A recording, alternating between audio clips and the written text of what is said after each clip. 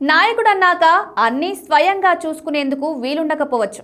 అందుకే అది పార్టీ అయినా లేక వ్యవస్థ అయినా ప్రతి నాయకుడి చుట్టూ ఓ వర్గం ఉంటుంది. ఆ వర్గం పనితీరు లేదా వ్యవహార శైలితోనే ఆ వ్యవస్థ లేదా పార్టీ మనుగడ ఉంటుంది. అందరికీ అందుబాటులో ఉండాలని, అందరి సమస్యలు తీర్చాలని నాయకుడికి ఉంటే సరిపోదు కదా. అతని చుట్టూ ఉన్న వర్గం కూడా అదే చిత్తశుద్ధితో ఉండాల్సి ఉంటుంది. చుట్టూ ఉన్న మనుషులు స్వలాభమో లేక ప్రాపకం కోసమో ప్రాకులాడితే నష్టపోయేది నాయకుడే. చుట్టూ ఉన్న వర్గానిదేముంది, ఇక్కడ కాకుంటే మరో చోట సెటిల్ అవుతారు. ఈ వ్యవహారం ఇప్పుడు వైసీపీకి అచ్చుకుద్దినట్టు సరిపోవచ్చు. ఎందుకంటే 2024 తర్వాత వైఎస్ జగన్లో మార్పు వచ్చింది. కానీ చుట్టూ ఉన్న వర్గం అలానే ఉంది, ఏం మారలేదు. పార్టీ కార్యకర్తలు కాదు కదా, నాయకులు వెళ్ళినా అక్కడ దిక్కుతోచని పరిస్థితి. నియోజకవర్గ ఇన్ఛార్జీలకు కూడా దర్శన భాగ్యం ఉండడం లేదు.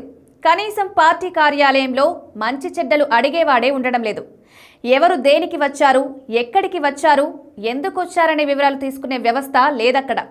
అసలు తన పార్టీలో ఎవరెవరి పరిస్థితి ఎలా ఉందనేది పార్టీ అధినేతకు తెలియడం లేదంటే ఆశ్చర్యపడాల్సిన అవసరం లేదు. ఇప్పుడు కార్యకర్తలు పార్టీ కోసం కష్టపడే వారికి ప్రాధాన్యత ఇస్తామంటూ తనలో వచ్చిన మార్పును చూపిస్తున్నారు. కానీ చుట్టూ ఉన్న వర్గం మారలేదు. అదే ధోరణి, అదే వైఖరి. నాయకుడు మారితే సరిపోదు కదా, చుట్టూ ఉన్న కోటరి కూడా మారితేనే పరిస్థితి బాగుపడుతుంది. చుట్టూ ఉన్న వర్గంలో కొందరికైతే అసలు వ్యవస్థ ఎలా పనిచేస్తుందో తెలియని వాళ్ళు ఉన్నారు. ఇంకొందరికి రాజకీయ పరిజ్ఞానం శూన్యం. రంగం మారి రాజకీయాల్లోకి వచ్చినంత మాత్రాన అంతా తమకే తెలుసనుకుంటే ఎలా? కొన్ని సందర్భాల్లో పార్టీ అధినేత కంటే తామే ఎక్కువని కాస్త ఎక్కువగానే ఊహించుకుంటుంటారు.